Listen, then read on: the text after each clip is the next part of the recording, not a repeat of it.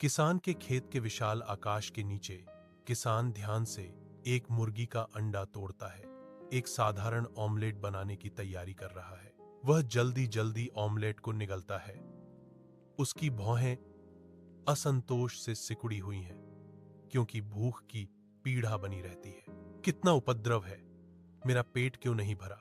किसान का निराश उद्गार खुले खेत में गूंजता है। धूप से सराबोर आंगन में किसान ऊपर देखता है। उसकी आवाज गूंजती है क्योंकि वह कबूतर को बुलाता है।